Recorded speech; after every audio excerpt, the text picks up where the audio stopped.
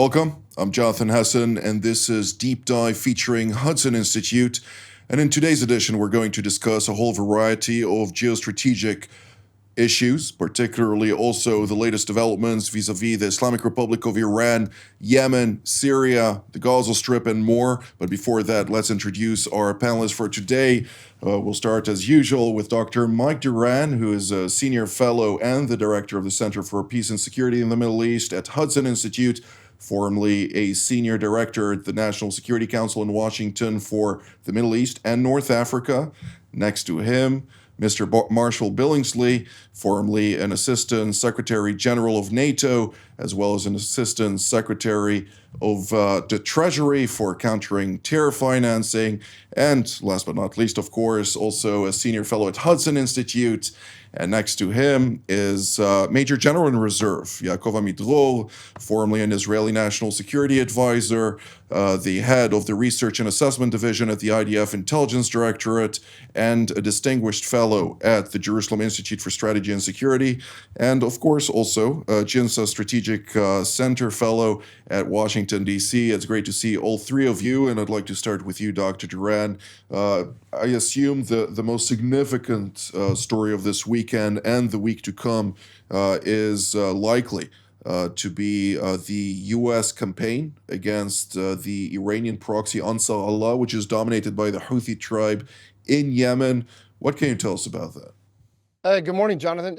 This is a very interesting development because it marks a very big change between the policy of the Biden administration and the Trump administration.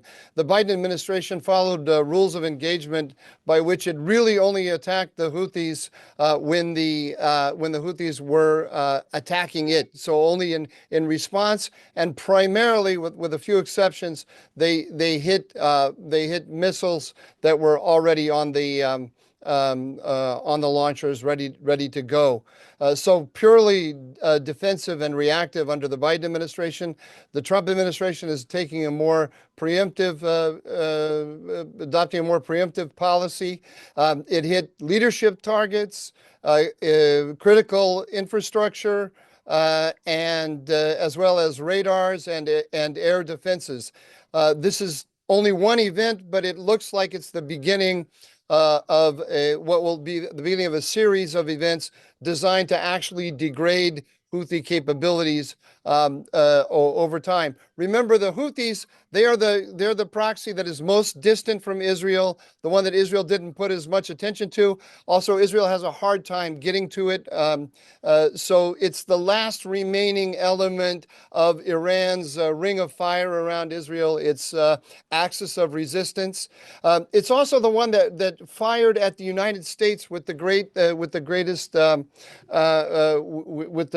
greatest determination. All the other Iranian assets were careful not to attack the Americans because of their geographic location. They are able to actually have a global impact, to affect global shipping. And so Donald Trump clearly decided to shift policy toward them. And in doing so, Jonathan, it's also a shift in policy toward Iran, which Trump made clear in his own statements about this. He's telling Iran it won't be able to hide behind these proxies, and that he means business in the negotiations with them over their nuclear program. Thank you, Dr. Duran. Mr. Billingsley, I'd like to immediately ask you, as you also, among others, served as the U.S. Secretary of the Navy. The Houthis have been frustrating freedom of navigation in the strategic Strait of Bab el-Mandeb and adjacent waterways since October 7th of 2023. The United States, under the Biden administration, naturally dealt with a tit-for-tat kind of equation, as Dr. Duran mentioned. But nonetheless, now it seems like the United States is more vigorous in its approach. How long are we expected to see this special operation, both naval and aerial campaign, last, since the Houthis are also hoping to confront this with a belligerence of their own? I think that really lies in the hands of the Houthis themselves. If they persist, then I expect that subsequent stages of the military operation will be increasingly intense. And I'm certain that SOC sent, the Special Operations Command, for Central Command, has provided additional options for the president and for the commander to send U.S. Special Operations forces in to actually eradicate the leadership if necessary. I think Mike is absolutely correct. The message is being sent to Iran, and it's a bigger message than simply Iran's terror apparatus. This is a message directed at the supreme leader, warning him that unless he sits down and negotiates, which he's refusing to do so far, and is ready to abandon his nuclear weapons ambitions, that the United States is both ready and is currently demonstrating the military capacity from the sea to eliminate the Iranian nuclear weapons program. One final point, Jonathan, that I think is important for your viewership. The Houthi attacks on shipping in the Red Sea have had significant economic consequences for the world. The cost of a shipping container now having to be rerouted an extra 10 days around the Horn of Africa has gone up by more than 200%. So that's a price that we all pay in our pocketbook and at the grocery store at the dry goods store for these products. So I believe that these actions will both set the Houthis back, may deter them from further action, but also should have a net positive economic effect on both the United States and on Europe. Absolutely. Well, General Amidrol, I'd like to ask you particularly, since Abdel Malik al-Houthi made a statement following the initiation of the American operation against his terror group, saying that they're going to meet escalation with escalation, and also mentioning Israel in that equation.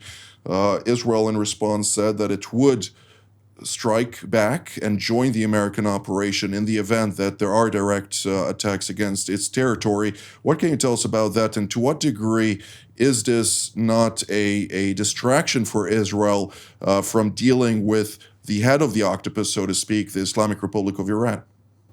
It's not a distraction. It can do in tandem. We can do first, it will be a need, attacking Sana and the Houthis, and then the Iranians. It is not a distraction. But I think that we should not disturb the Americans. The Americans are doing a very good job. The Americans are very close. We have to fly 1,800 kilometers to reach the targets. The Americans are less than 180. I mean, we have to be humble, and when we compare our capabilities with the capabilities of the Americans, which have a carrier group very close to Yemen, I think that we will allow the Americans to make the job. I think it's very important from our point of view is the fact that with the Americans, we might come to a situation in which all the proxies which had been prepared for years by the Iranians will not have the ability to interfere in any conflict between us, the Americans, and the Iranians. And from our point of view, it's very important. In the past, we asked ourselves all the time, okay, we are dealing with Iran. What will be the reaction of Hamas in Gaza? Will they go in to attack Israel because what we did in Iran? The same we ask ourselves about Hezbollah in Lebanon. And after the success of Israel to neutralize Hamas and Islamic Jihad in Gaza, they are not relevant as a threat to Israel inside Israel. They are a threat to those who are fighting inside or coming inside to the street. And the same is about Hezbollah, which is now more about survival of the organization and the ability to rearm without the back office in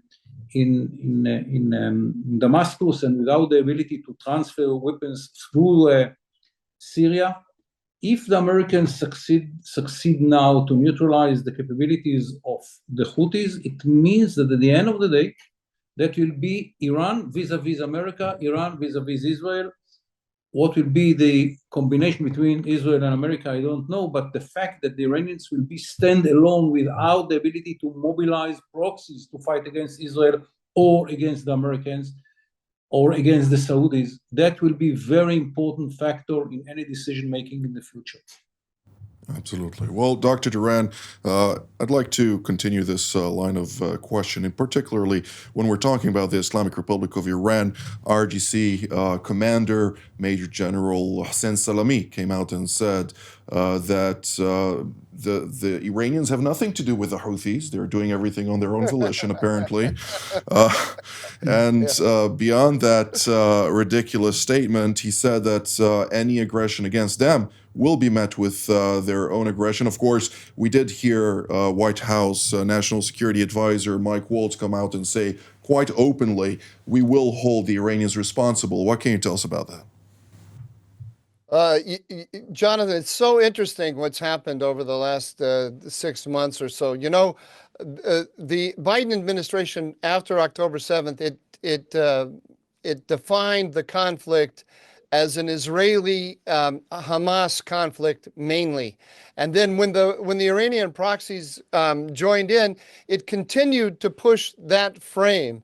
And it restricted the Israelis, put pressure on them not to escalate against Iran, not to escalate against Hezbollah, and so on, because it was focused, American policy was focused on getting a ceasefire in Gaza, and then the ceasefire in Gaza would lead to a ceasefire with all of Iran's proxies. So the Americans, through this framing, they allowed the Iranians to basically speak in the name of all of their proxies and put all of their axis of resistance, to use their term, in support of the global ceasefire movement. This is, of course, was totally unacceptable to the Israelis, but they had difficulty contending with it at first. Once they killed Nasrallah and they really hollowed out Hezbollah, they were able to detach the Lebanese theater from the Gaza theater. That was a huge strategic win for the Israelis. And now the Americans are coming in with this new policy, which refuses to accept the framing of this as a Palestinian-Israeli conflict. The Americans are now going to detach. They're going to detach Yemen from the Gaza theater, and they've already got the Iranians backing away from the Houthis. Who we don't know anything about those Houthis. We have nothing to do with it. That's a change in rhetoric already from last week. General Salami was breathing a lot more fire last week than he is this week. So basically, it's all good news. With that being said, Mr. Billingsley, the standoff between the United States and Iran is ongoing, and it is seemingly intensifying, particularly over Tehran's ongoing defiance vis-a-vis its own nuclear program. Where are we in this whole timeline of confronting Iran's nuclear aspirations at a time when even the International Atomic Energy Agency says, they're producing or enriching uranium at purity levels that only nuclear powers have? Jonathan, you used a word there that I might frame differently. It's not a standoff. Standoff implies that the two sides are in effect static and checking one another. The United States under the Trump administration is actually systematically pushing forward with its policy towards Iran. The eradication of the Houthis as a viable terror element is one aspect of it, but equally important, perhaps in the long term, more important, is the economic warfare that is now being waged against the Iranian regime because of its terror support and because of its nuclear weapons program. The Iranian rial this morning was now trading at 953,000 to the dollar, which makes it, I believe, the world's least valuable currency. And that's a pretty impressive achievement for the mullahs in Tehran, given the likes of Maduro in Venezuela and the Laotians and others. So the Iranian economy is clearly under significant stress. That stress is going to grow markedly as the true actions of the maximum economic pressure campaign are reinstated. And the Ayatollah has been given a clear ultimatum: sit down and negotiate or face the consequences. Well, the consequences, first, I stand corrected. It's not a standoff, you're right. General Amidrol, I'd like to hear your take on this, since there have been circulating reports in the public sphere with regard to Israel's decision to deal with Iran's nuclear threat during the course of 2025, something that, of course, raises questions. When is this going to happen? And naturally, once a decision is made, to what degree will this be a fully coordinated decision together with the United States of America? I think that should be coordinated with the Americans. I don't know what will be the meaning of this coordination. Will the Americans join Israel, and it will be both Air Force are acting parallel in parallel in Iran, or it would be something less than that. It will be done by Israel, and the Americans will support around it whatever is needed for the success of the operation, or even a situation in which the Americans say to the Israelis, okay, what you need, more munition in this kind, and or whatever, do your best. I don't know, but it should be coordinated. We should not surprise the Americans. The situation of today, in which the Americans so much involved in the Middle East, is it in Gaza, with Hezbollah, now with the Houthis? It will be a huge mistake to surprise the Americans. I'm sure that will not happen. How far it will be coordinating on the ground, I mean, practically, in which the Americans and the Israelis are acting together, I don't know. It's too early. It probably will be agreed behind in closed doors. The less will be known, the better for both sides. And about the when, I don't have a good answer. For example, if I would suggest that the first step will be the Americans are acting against the Houthis and then minimizing the ability of this proxy to act against Israel, and then it will be easier to deal with Iran. It's a very logic argument. So I don't know what will be the schedule. Israel is doing many efforts. We are buying whatever is needed to be bought. We are making many exercises, including with the American Air Force above the Mediterranean, but not only that exercise. We want to be fully prepared before such a war. We understand the consequences, but it is different than what we had in mind a few years ago, because the ability of the IDF in the last year and a half to neutralize most of the threats, as I mentioned before, of Hezbollah, Hamas, and Islamic Jihad, it will make the decision-making easier, and the ability of the IDF to allocate the needed forces easier and more flexible, because you don't have to take into consideration a big war in Lebanon or in Gaza or both. Dr. Duran, just an observation, all of the various maneuvers conducted by Israel and the United States were done with B-52 bombers and other type of aircraft with the capable munitions to really degrade Iran's nuclear infrastructure far beyond Israeli capabilities, let alone the power disparity here is obviously unmatchable when we're talking about the Iranians versus the United States and Israel in that context. But let's take one step further, and I'd like to ask you, to what degree are regional actors concerned of the current state in which Iran's nuclear program is really in the most advanced stages it has ever been? Well, of course, it's disturbing to everyone in the region, with the possible exception of the Turks. But the Saudis and the Emiratis, they're of course concerned about it. But what can they do about it? I mean, they're in a position where they have to say that either the United States and Israel, either together or separately, are going to take care of this problem, or they're not. Nobody else is in a position to do anything about it.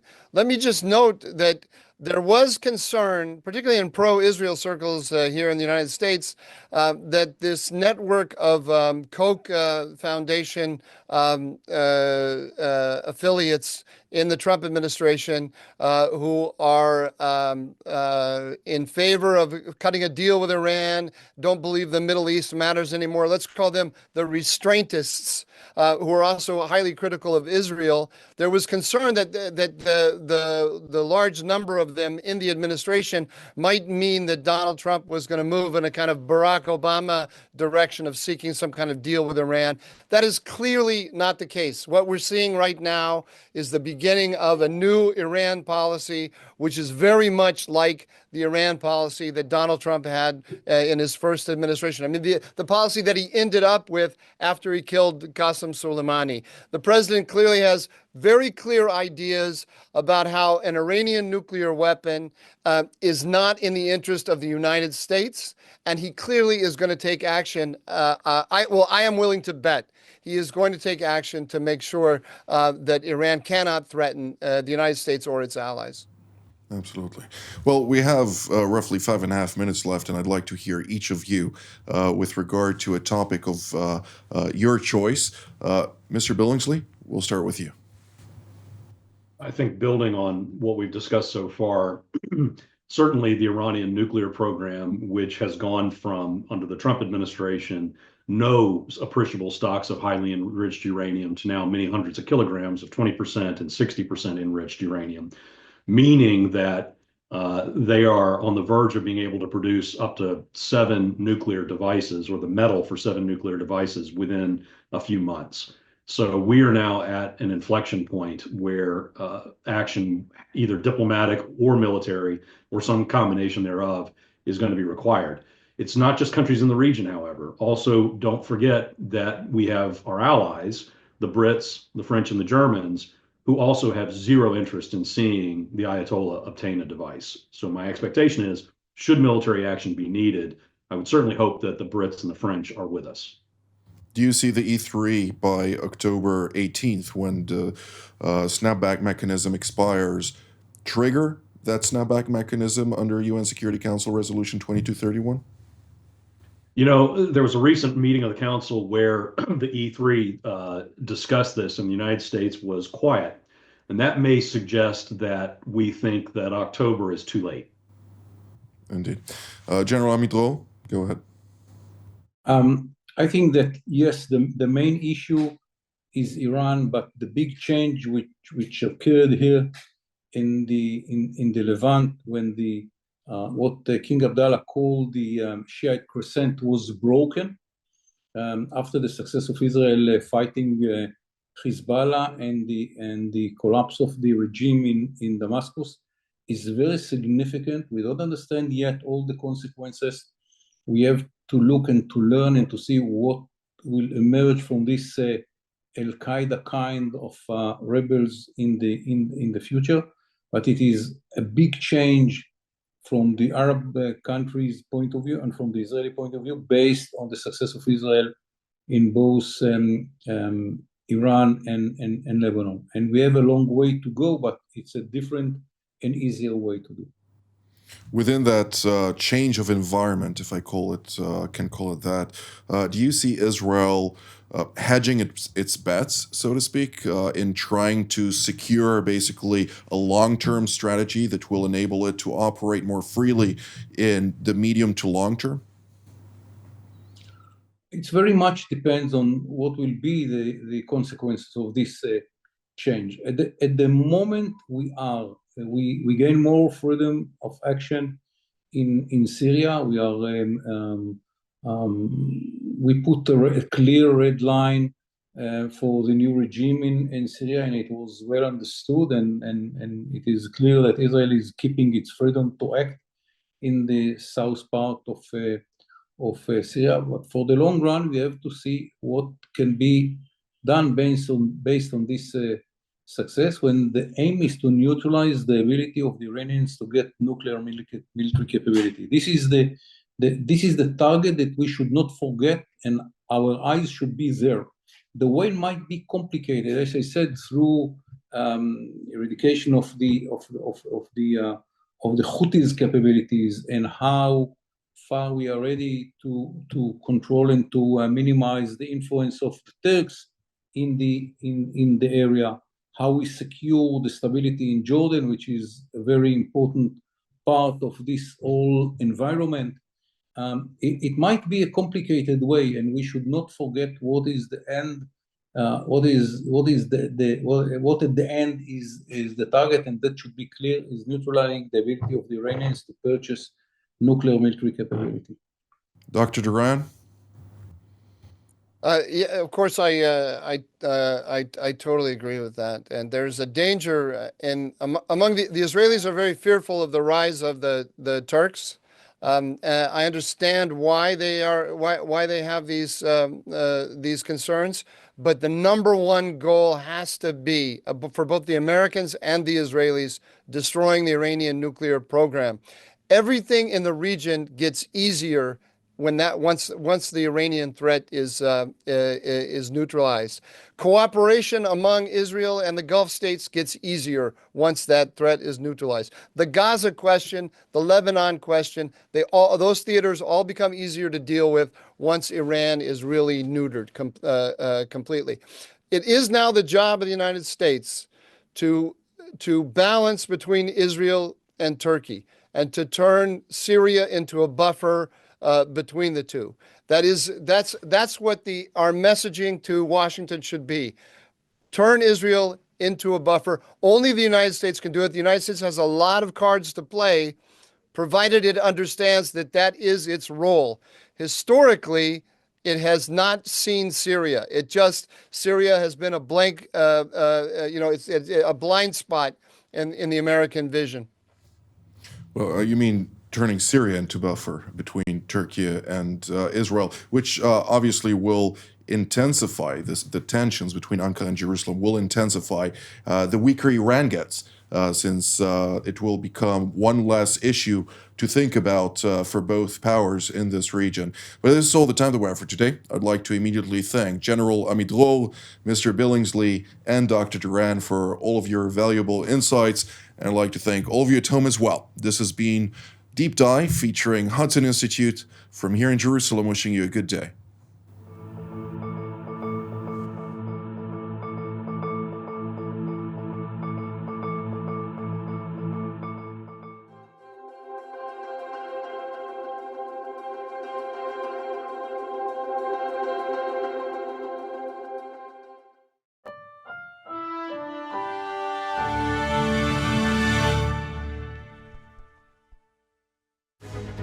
My name is Doron Gavish, and my background, 30 years of serving in the Israeli Air Force.